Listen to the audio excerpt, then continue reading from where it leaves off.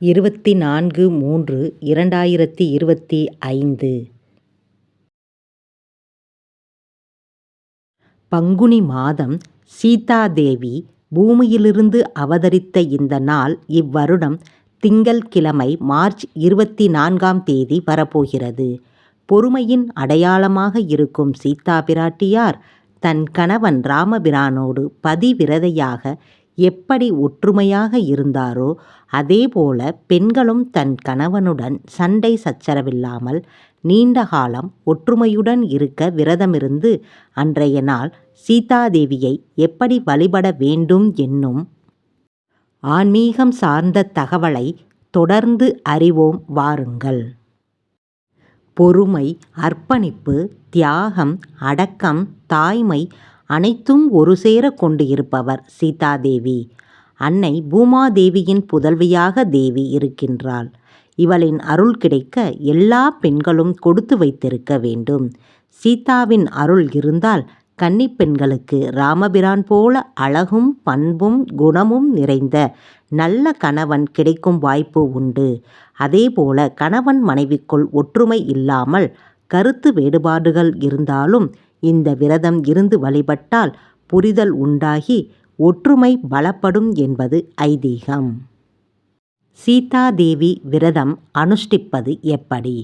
சீதாதேவி அவதரித்த இந்த நாளில் சீதாதேவி விரதம் அனுஷ்டிக்கப்படுகிறது. திருமணமான பெண்கள் கணவனுக்காகவும் கன்னிப் பெண்கள் நல்ல வரன் அமையவும் விரதம் இருக்க வேண்டும்.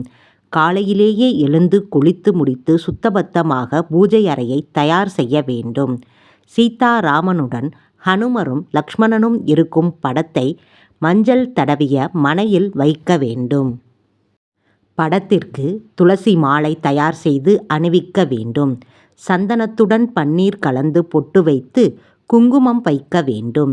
சீதாதேவிக்கு நெய்வேத்தியம் படைக்க இனிக்க இனிக்க சர்க்கரை பொங்கல் தயார் செய்து வாழை இலையில் படையுங்கள்.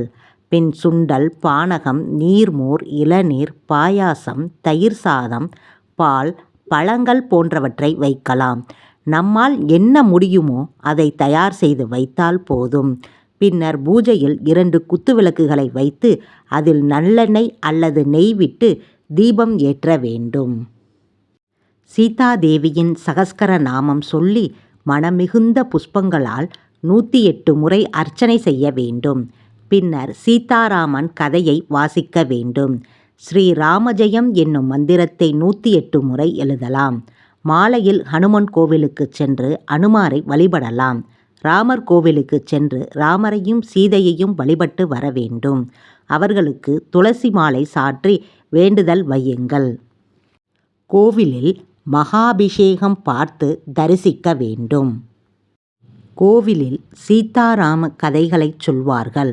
அதையும் நீங்கள் கேட்டு ரசிக்கலாம்.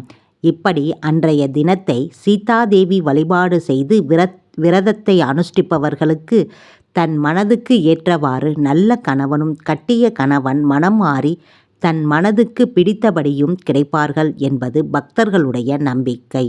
முழுமையாக விரதம் இருக்க முடியாதவர்கள் நீராகாரங்கள் மட்டும் எடுத்துக்கொண்டு விரதம் அனுஷ்டிக்கலாம். தவறில்லை.